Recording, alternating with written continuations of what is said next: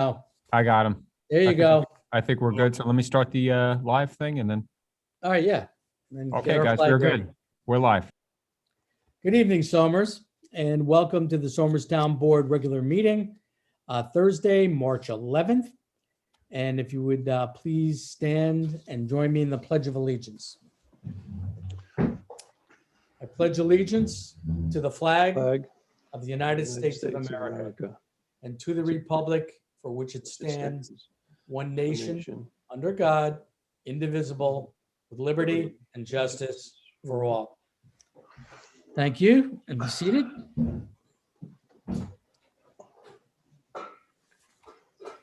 Okay, Patty, roll call. Councilman William G. Faulkner, Here. Councilman Richard G. Clinchey, Councilman Anthony J. Sirico, Here. Councilman Thomas A. Garrity Jr., Here. Supervisor Rick Morrissey. Present. Thank you, Patty. So this is very exciting for us on the Somers Community Council and the Subcommittee on Police Reform. These individuals have worked very hard on putting this plan together. It's up on the town's website, and hopefully we'll have a very active comment period tonight. And I'm happy to report that it basically has been completed. And we will take comments, and should we get to the point where we're passing a resolution, we will pass it with any additional comments that we hear this evening. All public comments that we've received are attached to the back of the report. So if you have comments tonight, we will endeavor to have them included in the plan. So with that said, make a motion to open the public, to continue the public hearing on police reform and reinvention improvement plan. Second. Second. All in favor? Aye. So moved. Okay, so once again, the plan is up on the town's website for comment and review. And so we'll open that up to the public. Do we have anybody for public comment on the police reform plan?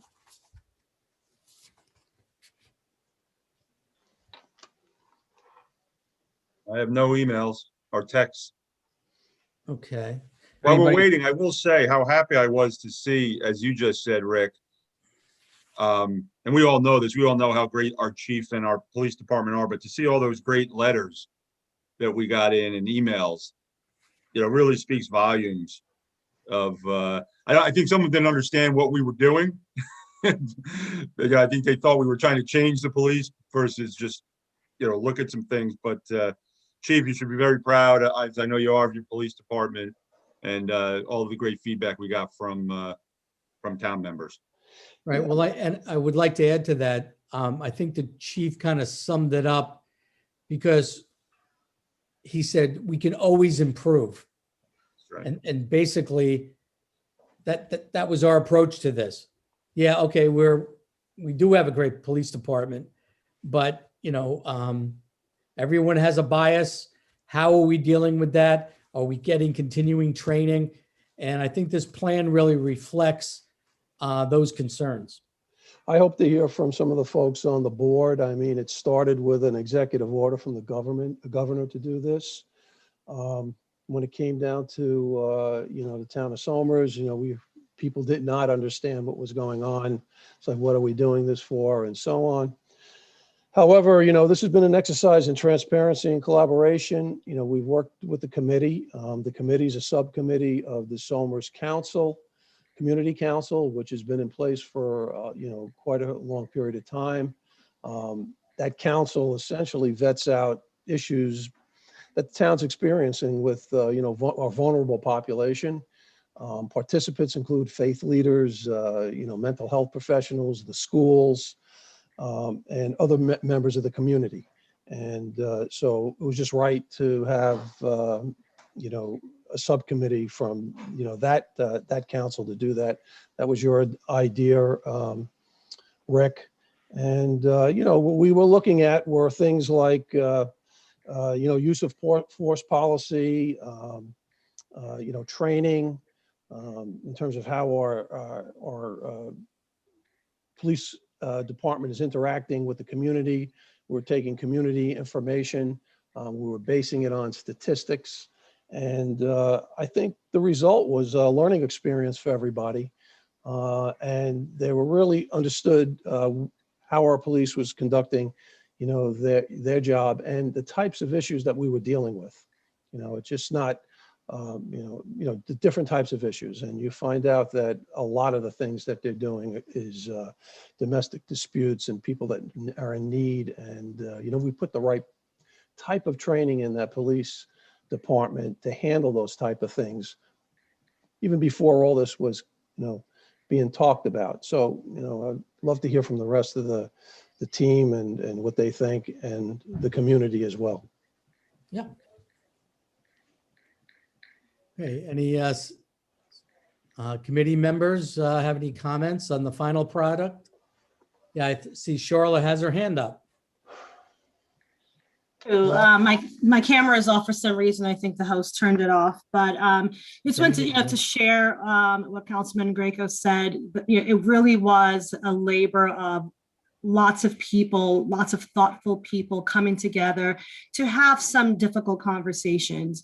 It was, it could have been very easy to say, what, we're, Chief Driscoll's doing a great job. Our police service department is fine. We don't need to look at anything further. But I think everyone on the committee approached this process thoughtfully and with an open mind. And for the citizens, the community members who are on the phone or on the phone or listening on the Zoom, we did have some difficult discussions. We did challenge ourselves to look at every single possible aspect of community policing, what we can do better to, better community engagement. And I think what we came up with was a really solid plan, not just puts out plans and ideals out there, but also holds us accountable. For those of you who've seen the document, there are timelines in there. They're saying, biannual, by the end of the year. So this is a living, breathing document. I've said over and over again, this is not a check the box activity.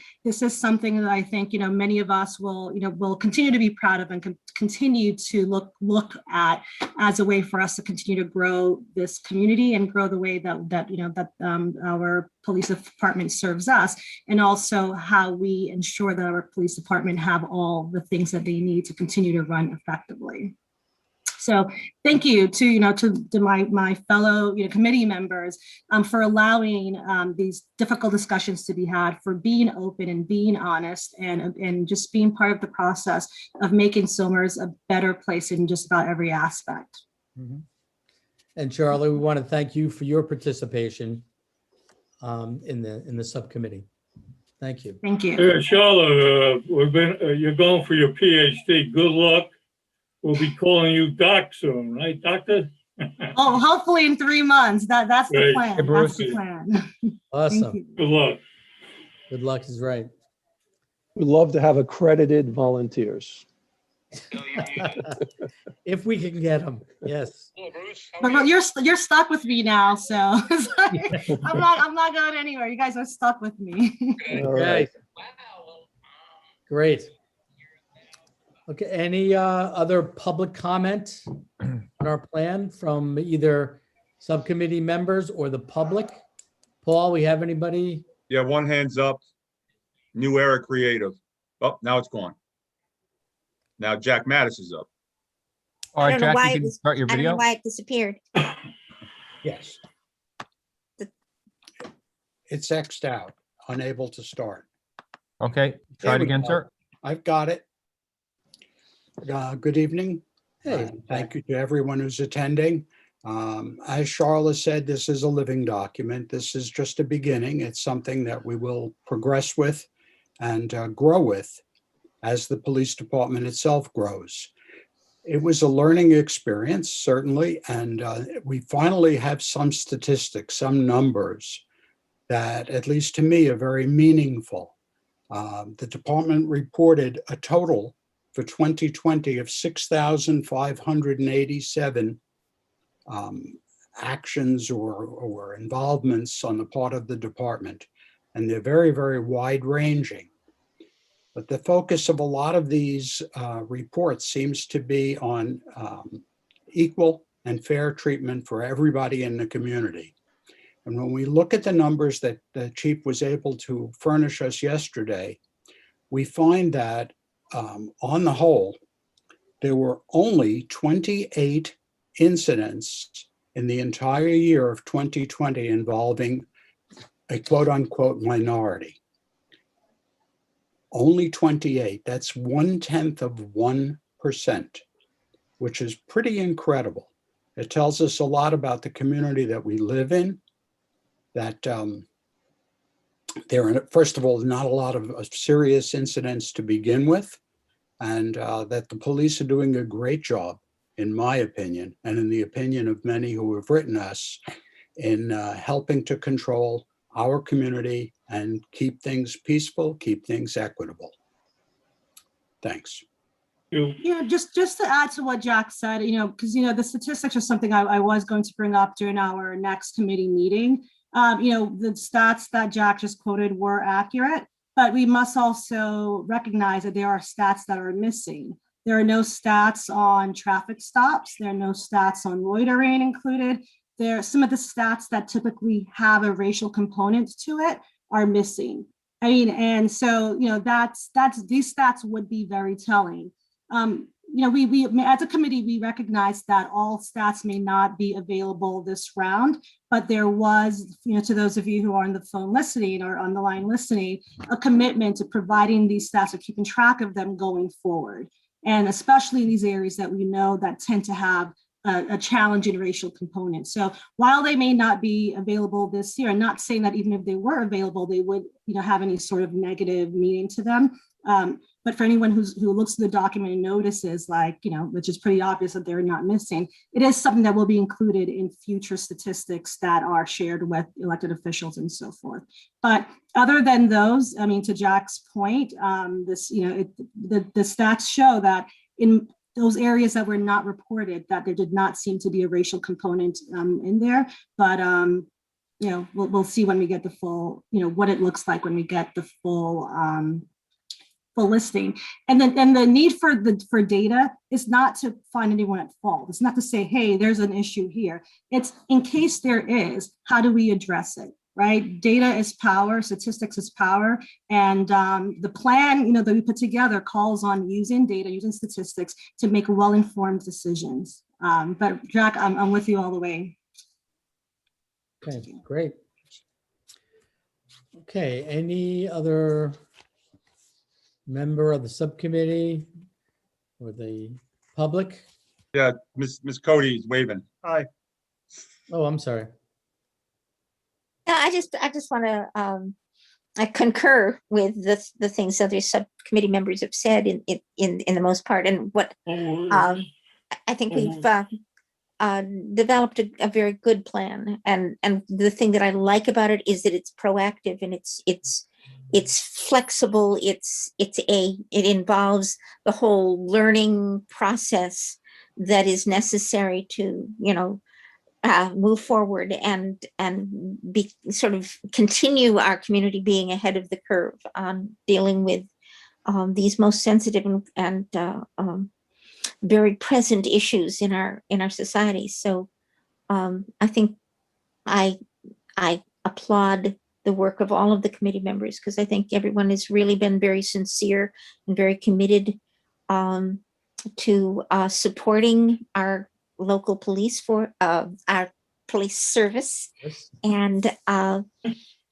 helping it to be as much of that as an empathetic service as possible for the entire community. So I'm very pleased with the outcome. And as Charlotte said, this is an ongoing process. That this is one of the things I like about the plan, is that it's open-ended in that sense, that we continue to examine these interactions and be prepared to, should difficulties arise, that we have a plan in place to to allow our community to address them. So kudos to all.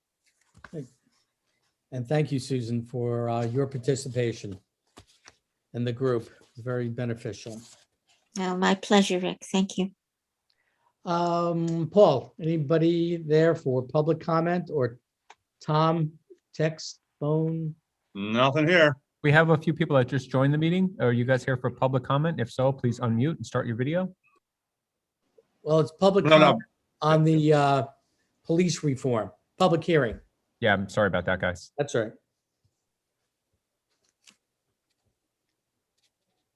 Nope. No, I think we're good. Okay. Well, took us a long time to get here, folks.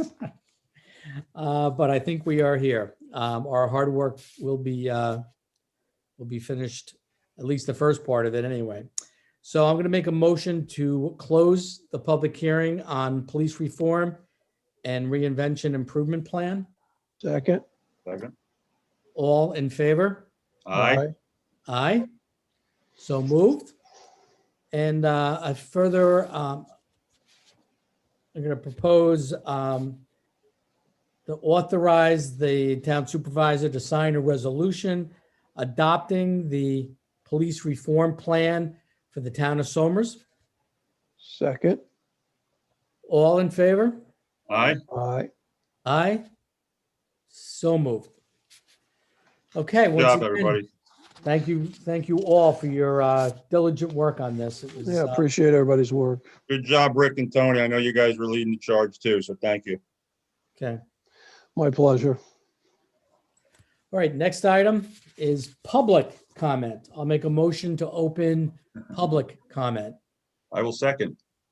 All in favor? Aye. Aye. So moved. And once again, public comment is when any resident of the town of Somers has an opportunity to bring any issue that they have on their mind to the attention of the town board. So with that, I will ask if there's anyone out there for public comment. And the number's on the screen. You can call in if you don't have access to Zoom. Well, if you don't have access to Zoom, you can't read the numbers, but these numbers are on our website. And so You can call in with a regular landline telephone to one of those numbers there, the 1646 or any of the ones listed, and enter the Zoom ID, and you can get to be a part of the meeting via phone. okay, great. Okay, so Tom, anybody on text? Okay, all right. So what has been our practice during these challenging times, and specifically Zooming, we will keep public comment open, and we will, if anyone comes up during the meeting, we will then let them in and for their public comment. And any one of the board members can remind me to close public comment by the end of the meeting. So we'll leave that open. All right, so the next item on our agenda will be department reports. Patty? I have reports from the town clerk, building inspector, zoning board of appeals, plumbing, Bureau of Fire Prevention, excuse me, Parks and Recreation, planning and engineering, tax receiver, and director of finance. Thank you for that. And I see someone with their hand up. Paul, want to let Margaret in? Hi, everyone. I'm Margaret Di Lorenzo, and I had a question about community policing. I didn't get my hand up soon enough when we were on that topic. And could someone give me a quick summary on how we might be addressing that? Community involvement with like teenagers and the policemen in town, so that there's a good relationship there and connection, or is that something that the state police is working on? Because I know there's an effort going on, and it's really outstanding. And my kids, my teenagers, are really excited about the police, whether they're City Police or Somers Police, but if maybe Officer Driscoll could just address that. Sure. First of all, we have the SROs, Westchester County, and all the schools. This department was instrumental in getting them in the schools. We're a part-time police department. Much as I would have loved to put one of my cops in the school, we just couldn't do it. So we have a very close relationship with the SROs. If a kid might have a problem in school, that might reflect what happens in a community with maybe his mother and father aren't getting along, or whether we talk with the SROs, we have that communication, so we can take care of that end of it. Well, at least once a year, we have I call it a kids' day at the Somers Police Department, where the kids come, and we had a big turnout last year. I love it. And we showed them the big truck and what we have in it. We showed them the police car. We'll let them turn on sirens and red lights, and the kids love it. And the cops get a kick out of it too, including me. Anything with the schools that they want us involved in, we go in, we'll talk to the kids, we'll walk around so that they're not afraid of cops. I like to start it at Primrose because they're the young ones. And when they get older, hopefully they'll be friends of cops and they'll know the cops are their friends. And we tell them wave at the police car, and I tell my guys, make sure you wave back and maybe blow the siren when you see them. So we get a kick out of that, and hopefully that helps the kids, again, when they get older, to know that the cops are their friends, not their enemies. I don't know if I answered that for you. So Margaret, specific to, and thank you, Chief, for that explanation. So we do have an ongoing relationship with the minors and youth in town, but as this group has said, as we worked on this plan, we can always do better. So when you get an opportunity, on the plan under item 14, children. Okay. One of our objectives is to review and enhance policy for interactions with minors. Work with experts to develop a policy, including training to protect minors, community members, and police officers. So, Thank you. so this is, something that we did speak about and will address. And if we can enhance what the chief just talked about, interactions with minors and teenagers with our police force, we're all for that. We have little badges that they love. We give out these little badges, and they really love those things. So they don't have pins in them. They have, so they don't get stuck. Other mistake. And just, to make an additional comment on what Margaret mentioned, there was also, so in the plan, I forget exactly what section, I'm not looking at it right now, there is the opportunity to look at, like, starting a PAL and looking at other ways to enhance the relationship between the police department and police service and the community members. We also looked at SROs and the opportunity to get them involved in this plan, recognizing that, sometimes things work really wonderfully, but also being able to identify when things are not working well. And because it's a big part of the interaction for our teenagers and law enforcement. So how do we handle these? How do we enhance the relationships? But also how do we monitor them to make sure that when issues do arise and when students do have concerns, that there is a safe place for them to report said concerns. So, once again, I think back to what others have said, the reform plan touches on pretty much every one of those things that you just asked about. That's wonderful. Thank you so much. Okay, you're welcome. Anybody else out there for public comment? Okay. So next item on the agenda is town board, and that's me on the COVID update. So, as I've said in previous meetings, this is, I can't wait for the day where I don't have to give you COVID updates because we're out of this pandemic. And I sincerely believe we are getting there and moving in that direction. So just starting off with New York State. Overnight on, let's see, this report is from March 3rd. There were 6,146 new cases throughout the whole state. So this virus still out there, still infecting individuals.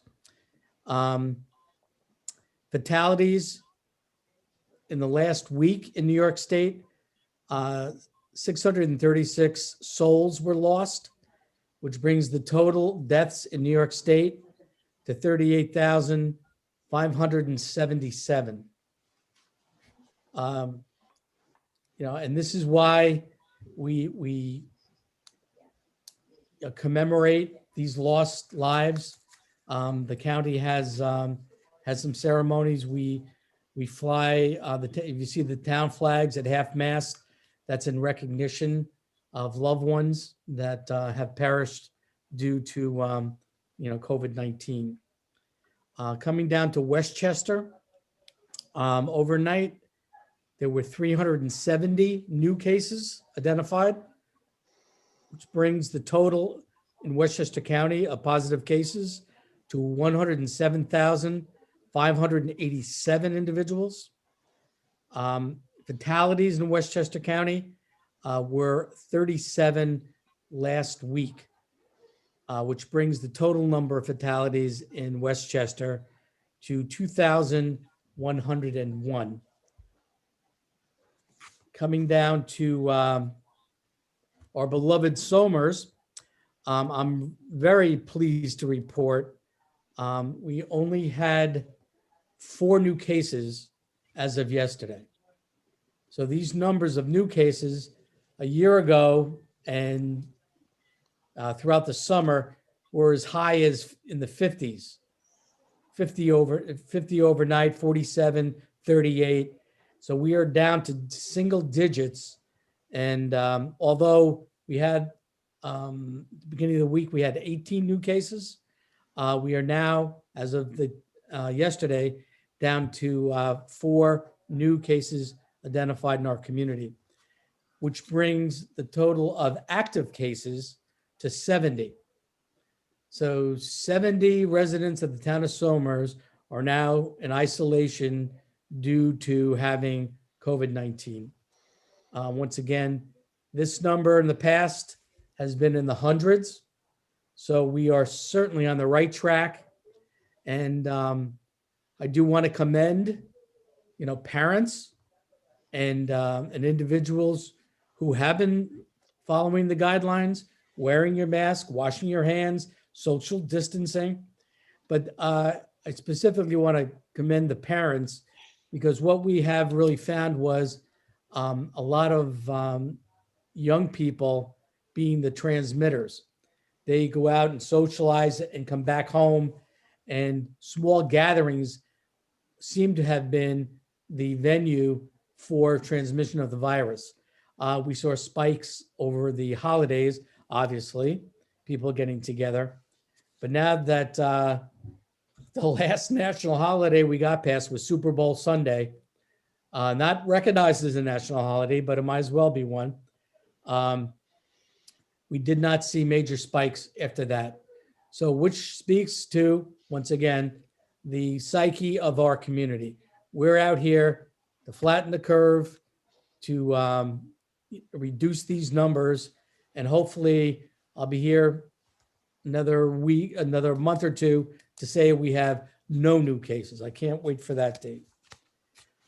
So that is our COVID update.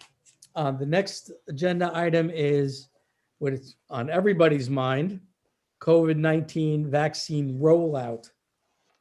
So we've been told by the state that within the next 3 weeks, there will be widespread distribution of the vaccine.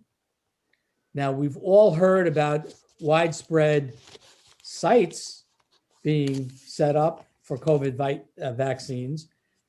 However, you try to get onto those sites and there's no appointments available.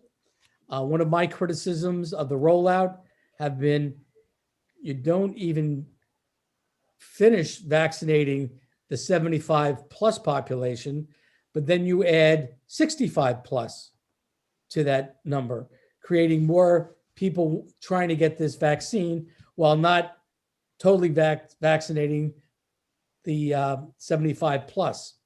And just this week, the number has been reduced to 60. So if you are 60 years or older, you are now eligible for the vaccine. Now, once again, that's great news if there are places you can get appointments. And I am happy to report that, in fact, as of this afternoon, there were appointments available at the county center. As of 2 p.m. today, there were 4 openings for the 27th of May, 498 for May 28th, May 29th, there were 547, the 30th, 671, and the 31st of May, 585. I mention those only because, and I've done it myself, you keep going onto the state link to make appointments, and it says not available, not available. You will now see availability if you go onto those sites. And from what I understand, there are going to be additional sites added, and hopefully we'll get our general population up and vaccinated, before the summer gets here. One other item I want to mention that on March 17th, public employees that are involved in face-to-face encounters with the public and not-for-profits that are in that same situation of face-to-face interaction with the public will be eligible for those vaccines. So there is some good news. Our numbers are coming down. More vaccine is available. And as we see in the coming weeks, more facilities to get your vaccination will be made available. But if you haven't gotten the vaccine and you're 60 years old or older, go to those sites as we speak tonight, and you should find some availabilities for you to sign up for your COVID-19 inoculation. Just keep refreshing if it's not there at first. Yeah. And, I've spoken to people who've had success, they set the alarm for 1 a.m, they get up and get on, and they've had vaccines. There was this week over in Yorktown, it was a county sponsored COVID vaccine pop-up, they call it. It was only for 2 days, and it was only for Cortland, Yorktown, and Somers. And, my office and the county, we signed up, I would say a couple of hundred of our residents in Somers for those vaccines. And our town clerk, Patty Calba, actually went over yesterday to assist them with the administration of getting people in and out to get their vaccines. So more to come on that front. I think you're going to see more of these sites to get vaccinations showing up. Okay, I know that was a pretty long update, but there's a lot going on the COVID site. Okay, our next agenda item is telecommunications. So as you are well aware, over the last 5 years, we've had blackouts in our town. We formed a utility task force called NYSEG on the carpet. They responded. They haven't left our town within the last 2.5 years, trimming trees, putting in new poles. But along with that, that is a utility, and that's regulated by the Public Service Commission. But along with that, what we now are considering a utility is our cable and internet service. So you can have, when the lights go out, you're going to lose everything. Power gets back on, but you're still without internet because fiber optics have been broken, which take a very long time to fix. I've personally been out to scenes of broken fiber optics, and it's like putting hairs together of fiber optics in a conduit. So to address this, we've been trying to get a relationship with our cable companies whereby they are responsive. People complain to my office because they can't get a response from Cablevision or Verizon. So once again, we got together and formed what's called the Telecommunications Task Force. Anthony Sirica, Bill Faulkner are heading up that task force. And I've asked Anthony tonight to kind of give us an update on where our telecommunications task force is at. So thanks, Rick. Just by way of some quick background, when the storm Isaias occurred in August of last year, we all remember the devastation and how long it took to get our services back. And as it relates to Altice, I mean, it was just an extended outage with no response and just a lot of consternation. We responded with that by filing a complaint with the Public Service Commission. The supervisor's office filed that complaint, and we followed up with a number of other complaints. All this is posted on the website if folks are interested in. But the idea was to bring them to the table and address the issues that we were dealing with. And the most one, obviously, the customer service side of this thing has been a challenge. It still is. The supervisor's office stepped up. I mean, essentially, they're a call center. They're still acting as a call center. But beyond that, through the meetings that we've been having with them, we've come to understand that there have been network deficiencies, there are coordination deficiencies with the utility companies. The technology at the call centers are poor. The network is not properly powered. There's not enough capacity, particularly with it taking place with everybody being at home. So fast forward to where we are today. I spoke with them. I mean, they have a commitment to us that they're going to present to the community, and they said that they will do that. The Public Service Commission has yet to rule on the issues and penalties as it relates to Altice. That all being said, they're working, I'm speaking with the Public Service Commission, I'm also speaking with Altice, and the issues that we've identified, they're working on. Now, we don't have, from my perspective, I think there's been more reliability. They tell us that they're adding technology in the network, they're adding capacity, they're splitting nodes, they're increasing the capacity to handle, more customers and such. They're spending money on the call centers and technology there. I think most importantly, they've done a reorganization. Back before Isaias, it was one stack. The operations team belonged to Altice. And when you called in a complaint, they had to prioritize that complaint across their entire enterprise. They've reorganized into smaller sections by towns and municipalities where the issues are being identified and stacked within there. So when there are problems, they can call resources in place.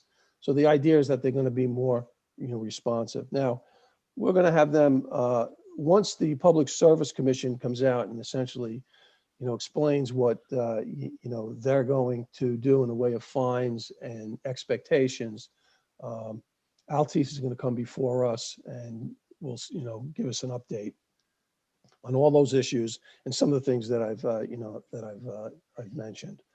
But that being said, although I'm confident that they're moving forward in all these issues, they still haven't address the customer service side to the point where I think the customer is satisfied. When you call them, they have to process a complaint, and then they got to understand how to issue a trouble ticket. And when they do that, they have to issue a service guy, has to come to your home. And we're still finding that they're not doing that in an efficient manner. They're not sending the right people in place. The timing is awkward. The mean time to repairs are still clumsy.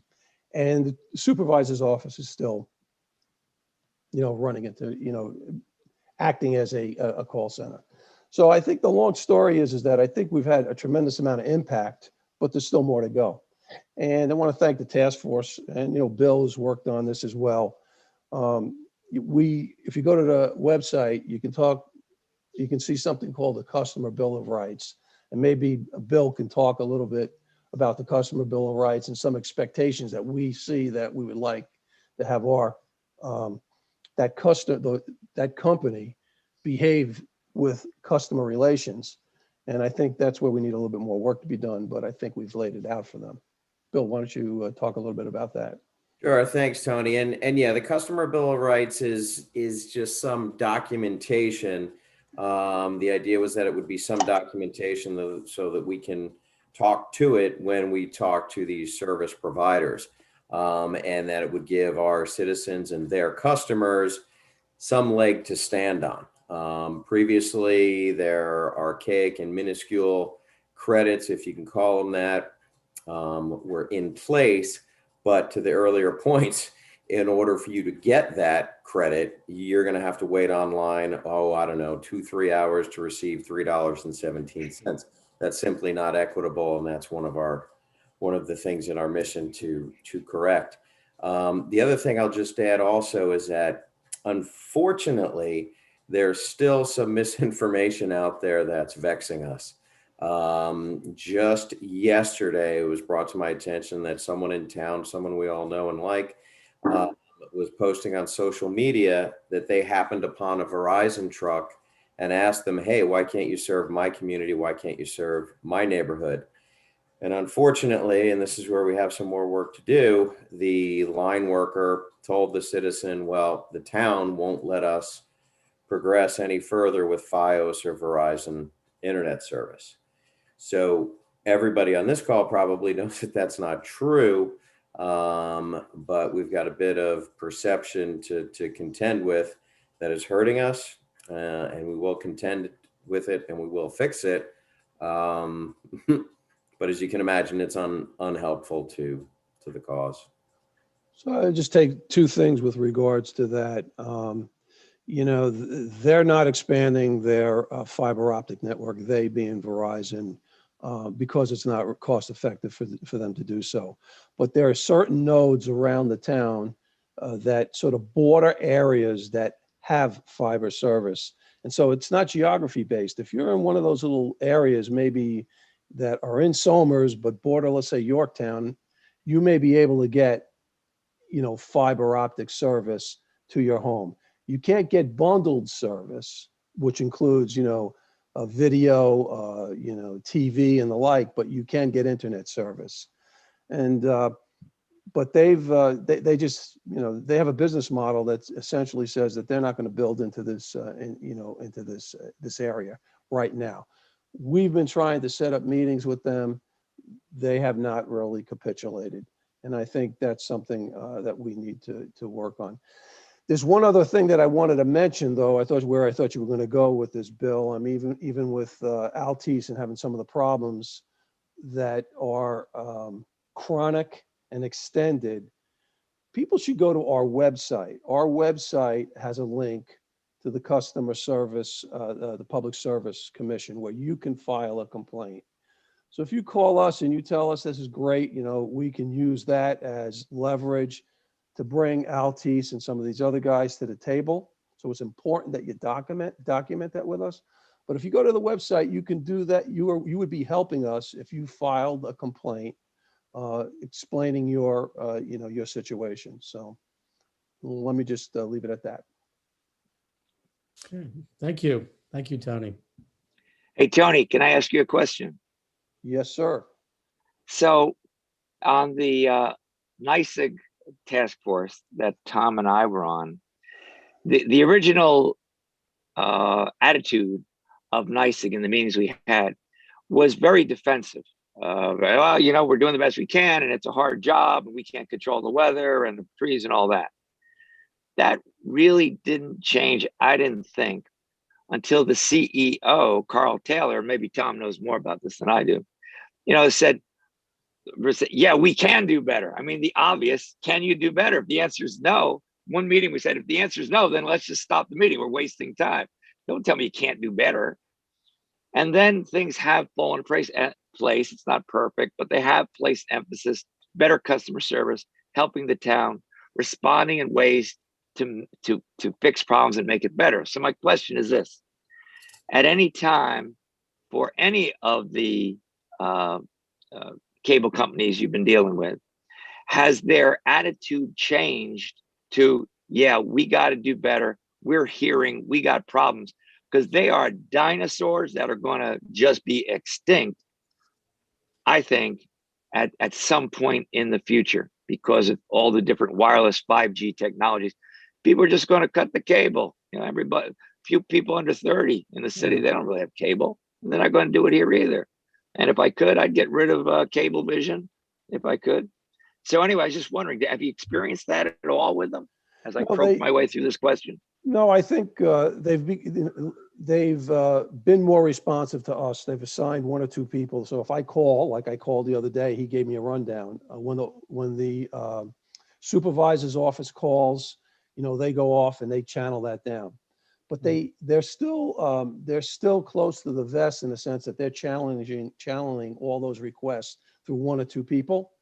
We don't have the visibility into our operations teams like you have with Verizon right now. And this is one of the complaints. We want operations teams that our highway department can interface directly with in times of emergency, right? You don't want to be stepping through all through that.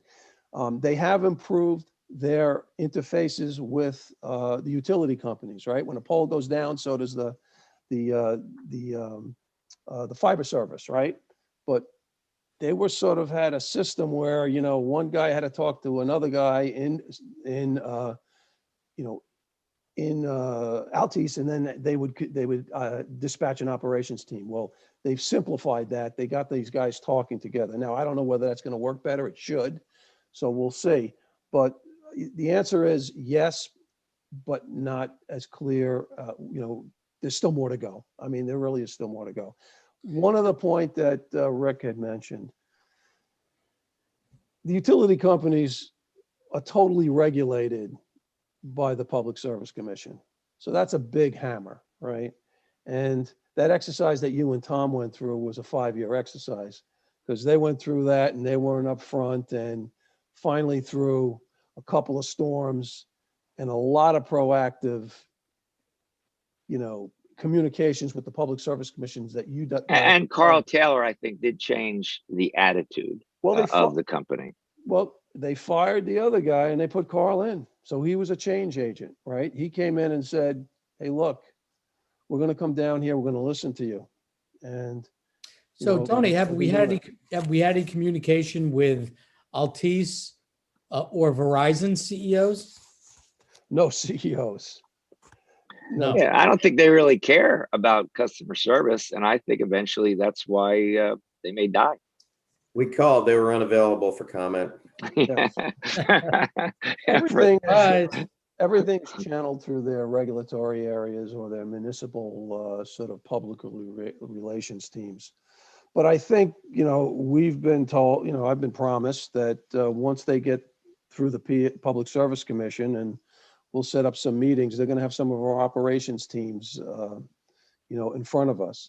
Now, they have given us presentations. I think you guys Rich, you may have missed it, but it's still far short of getting where we want to be. That all being said, this is not a quick fix. I mean, we're 6 months into, what we experienced in Isaias, and that takes time, money, commitment, and, just a dogged commitment to get things to change.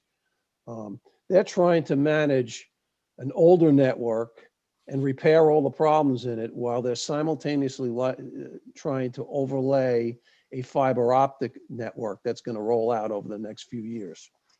And so that whole transition is sort of the promise and the hope. But You know, my they have to opinion talk has to us always about it. been, as you said, they Public Service Commission, the town of Somers, almost nobody has that real regulatory control over them.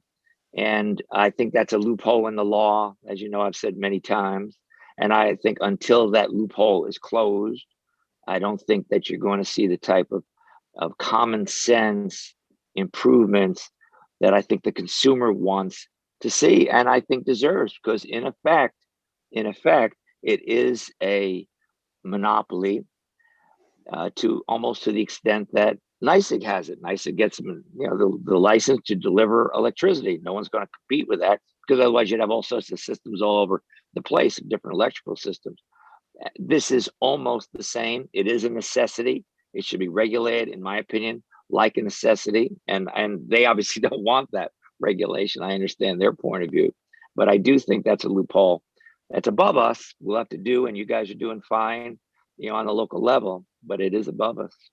So I'd say that with the leverage that we've created and just the dogged, tenacity, and we've done this with partners, right?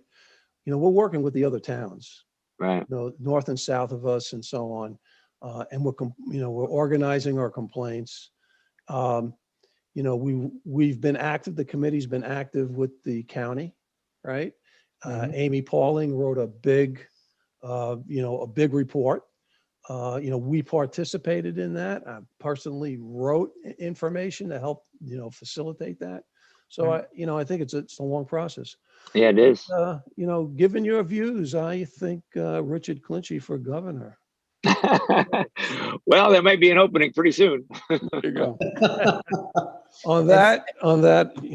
Yeah, on that note, let's move to number 4 on our agenda item, with the look towards spring, which is coming up next week, and our summer activities. We have tonight with us our Park Superintendent, Steve Ralston, who will give us an update on summer camps. Last year, as to my chagrin, I'm sure to hundreds of parents out there, we did not have a summer camp program. It was a victim of the pandemic. So this year, we are very optimistic that we will have a summer camp season. And Steve, why don't you bring us up to speed? So correct, Rick. With guidance from the county health department and the state, as people may or may not know, the State Department of Health sets the guidelines for camp and the regulations. We are permitted through the Westchester County Health Department. As with all the COVID stuff that's gone on, the state sets the guidelines and they can't be circumvented. They can be made more stringent by the county or by us, the town, but we have to live by what the state says. So we are waiting anxiously for an update from them for this summer. However, we've been on several Zoom meeting calls with the county health department, and they don't see any significant changes from last year.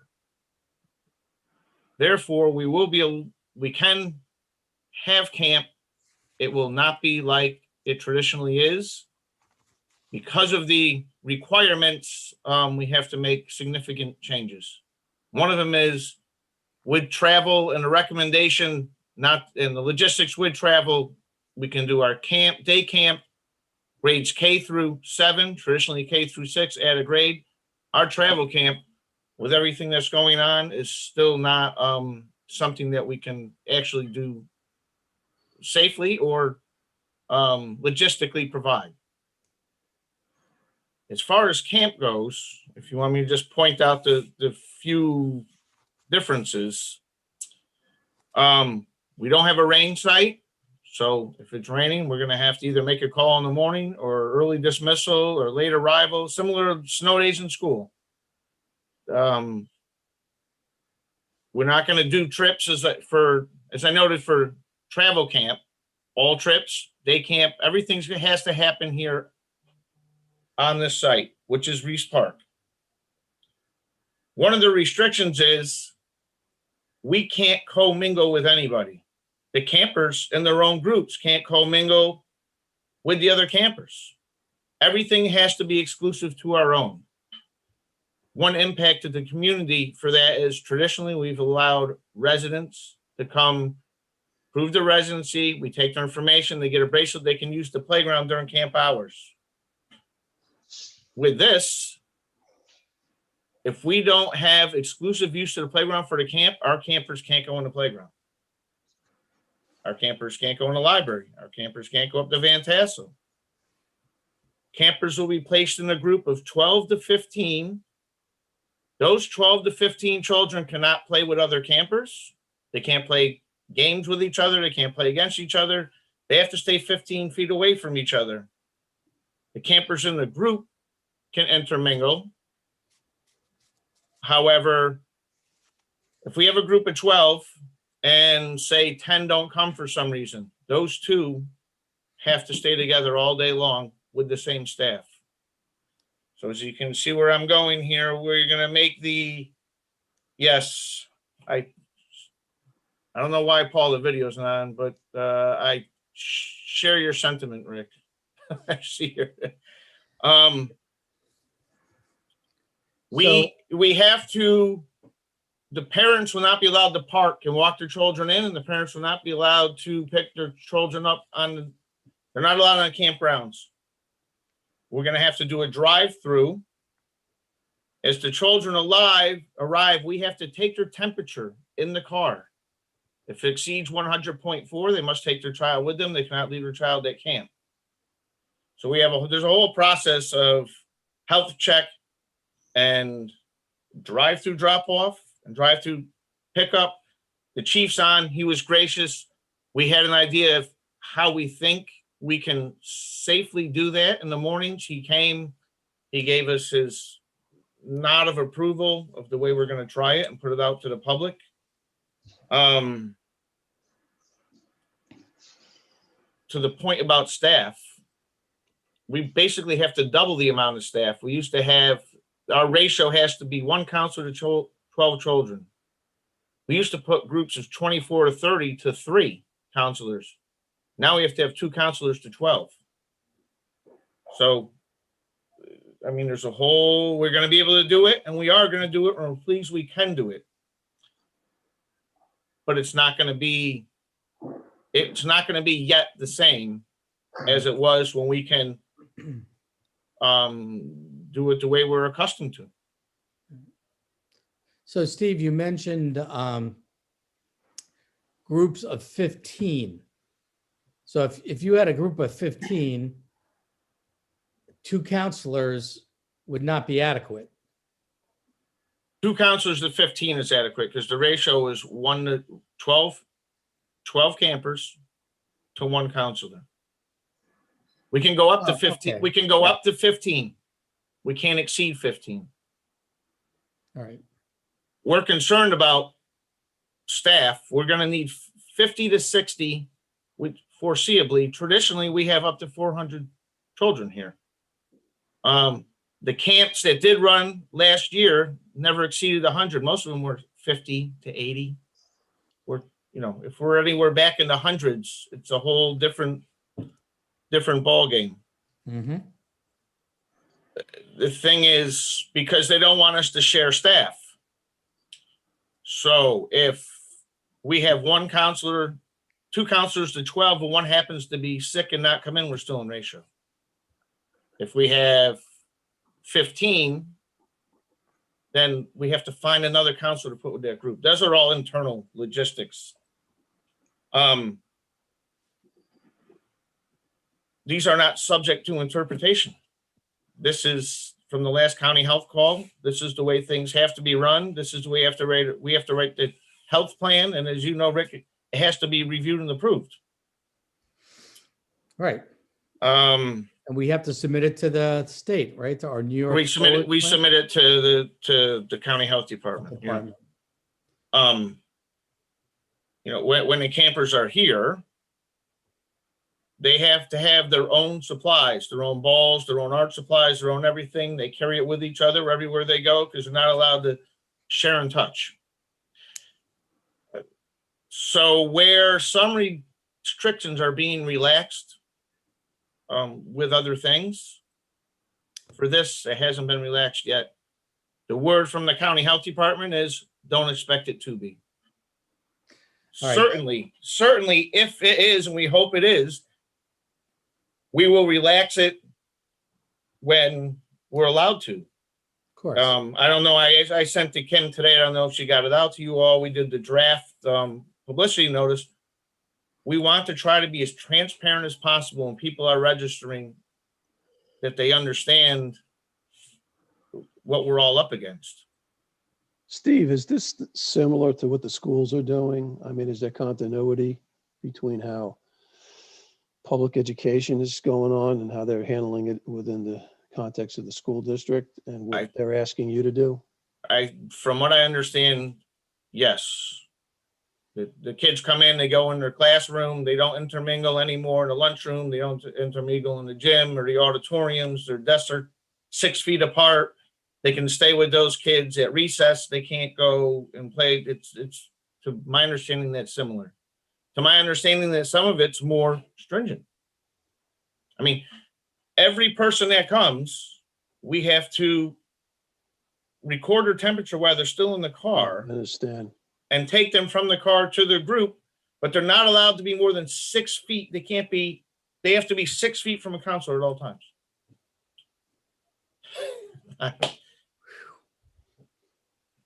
And so, as I say, we are pleased that we will be able to provide camp. But we're under significant constraints. All right. Another so day. I agree, that's- Tell me what the sign up is and how long it goes on. Sorry. So our intention is to begin on Wednesday, April 21st. We will continue to take it until the middle of June. Registration will be limited to the point based on, as I mentioned, Rick, the counselor to camper ratio. Right. We can't accept more children than we're gonna have staff for. We have our staff notices out with the Leos. It's in the school district, at the guidance office. It's in Westchester Community College. It's all over the place. All right. So Steve, what's the duration of the camp itself? 6 weeks. 6 weeks. Dory, Now, I see a resident has a question.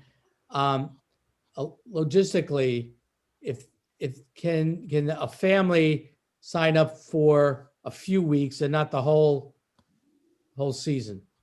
We don't. We do 6 weeks and a full 6 weeks specifically because of the staff And hiring.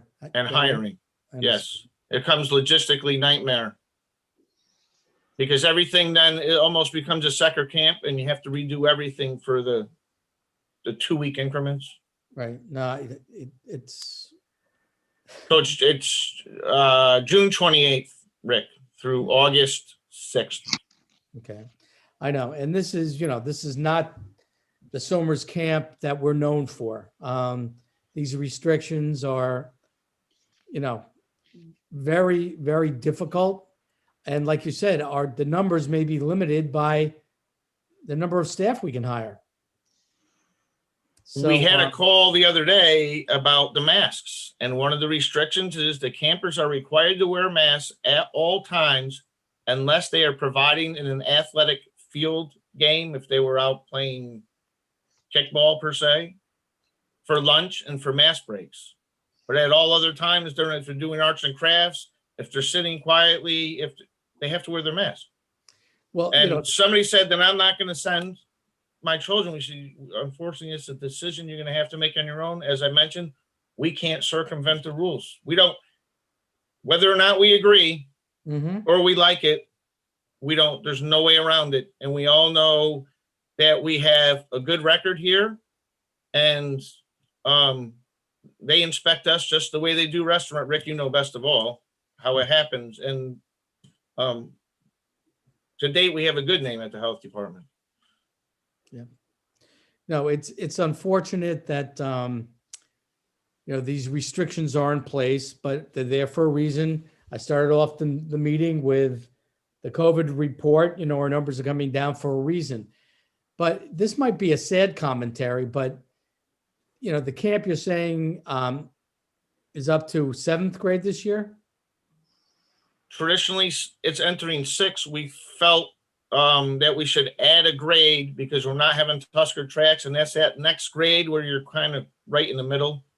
Okay, so these kids are all going to school, right? The elementary school goes into school 5 days a week.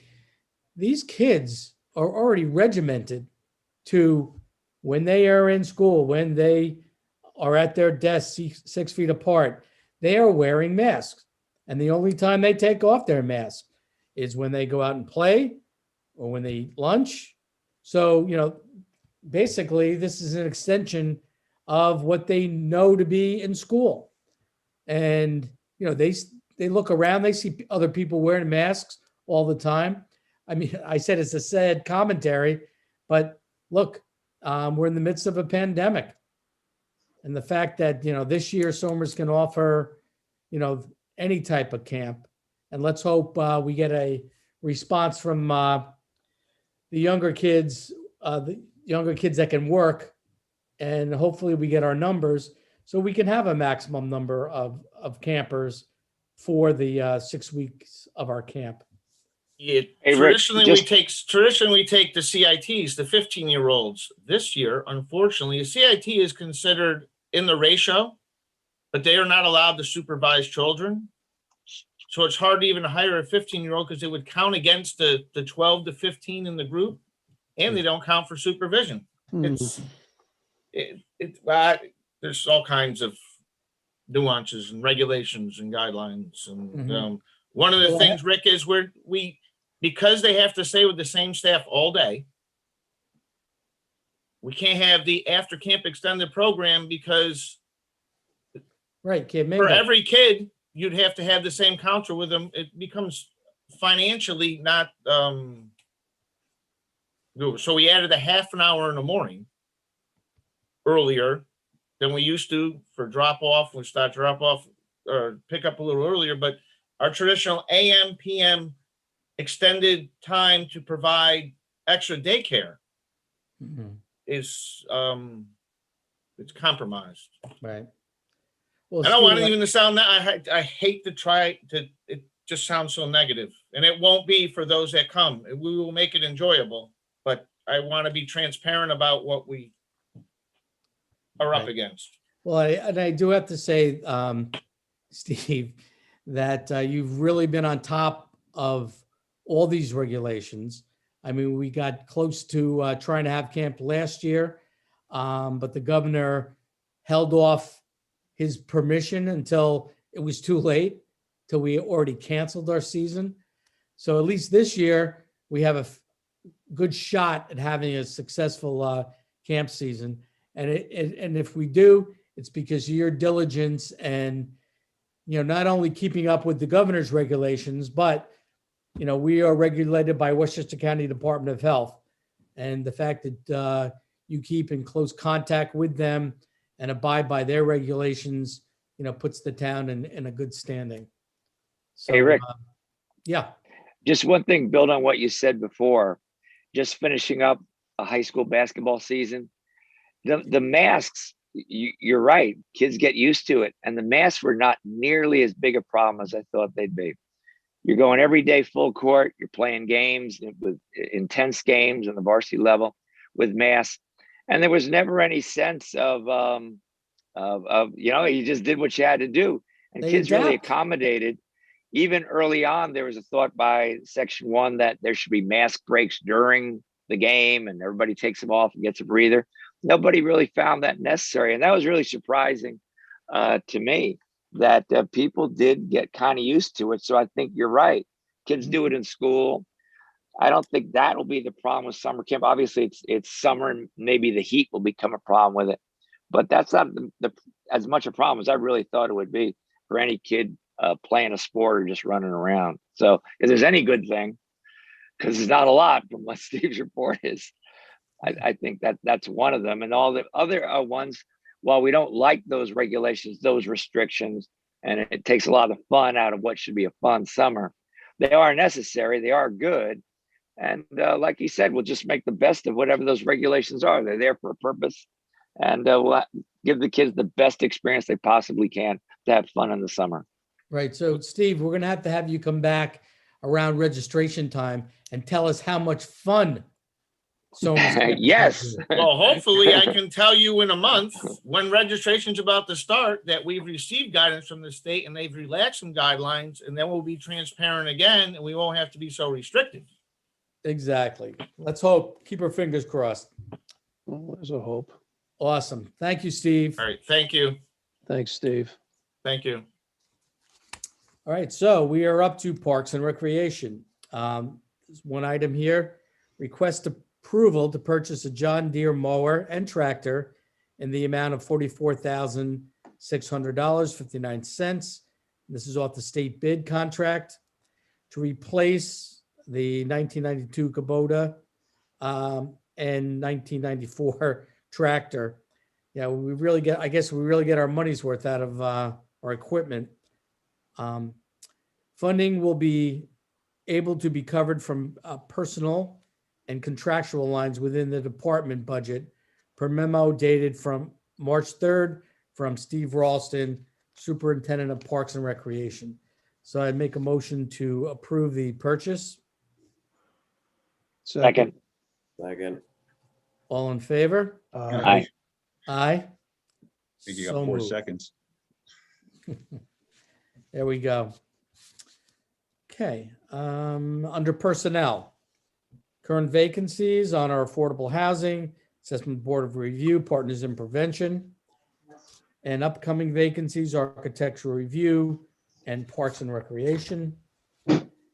Number 3, authorize the provisional promotion of Ms. Ann Garrity to the office, to an office assistant, automated systems in the town clerk's office, grade 4, step 1, and an annual salary of $43,000 per memo dated March 1st, 2020, from Patricia Calba, town clerk, effective March 1st.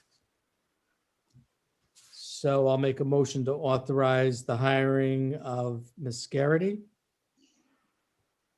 Second. All in favor? Aye. Tom, Yeah, Abstain. do we have a, recuse yourself. Recuse, sorry. okay, let the record show Deputy Supervisor has recused himself from this motion. All right, all in favor? Aye. So moved. Aye. All right. Authorize the hiring of Ms. Roseanne Siegel to replace Ms. Helga Stanton for the position of part-time dog control at an hourly rate of $22, contingent upon the successful results of physical and drug test, reference background, and New York State driver's license checks per memo dated March 5th, 2020, from Michael Driscoll, Police Chief, effective March 29th, 2021. I just have a question here, if I can. Sure. So given the previous hire in the town clerk's office, I would assume then that the dog control officer will no longer do the paperwork, as I understand it, in the town clerk's office. Mrs. Garrity is going to do that as part of her position. So does that allow, is that fewer hours then, or more hours the dog control officer out on the road? How is that going to be split up? Just wondering. So I can answer that. Miss Siegel's going to do the DCO portion, not the paperwork portion, but that also would include following up on delinquents and so on and so forth. But she will be, patrolling the dog park, getting lost or injured dogs, and loose, I'm sorry, But as far as the paperwork goes, that's gonna be done in, as legally required by my office, by this staff that, I currently have. But Ms. Siegel's gonna follow up on anything delinquent, and as we all know, 2020 was a rough year, so she's got a lot of catching up to do. So she's limited to what, 17 hours?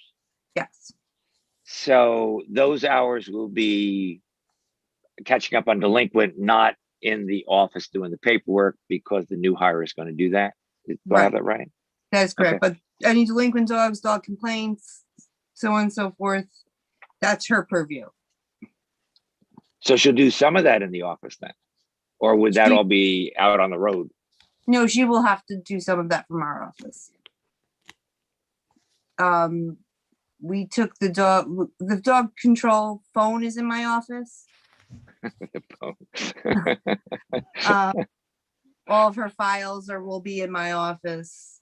She's just not going to be a permanent fixture in my office on any given day.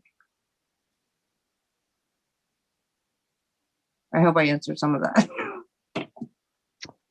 Thank you. Okay. All right, I have an add-on, number 5. I would like to authorize the probationary appointment of Arnold Gio to the position of part-time school crossing guard at a rate of $22 per hour, and that would be effective immediately.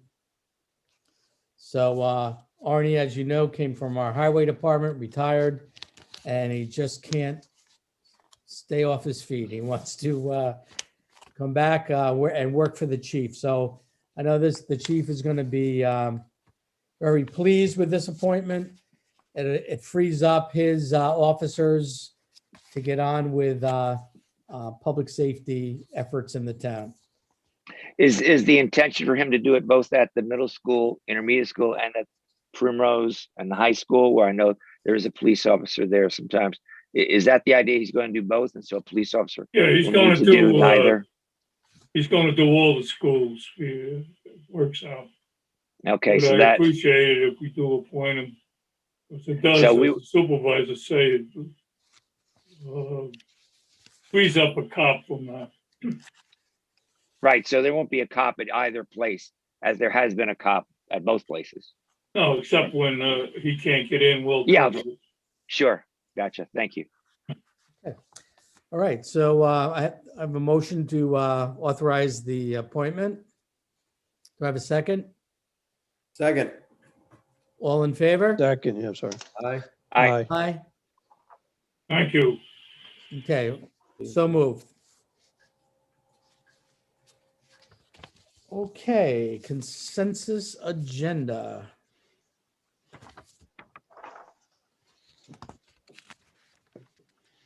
One through 16, any questions, concerns, or issues?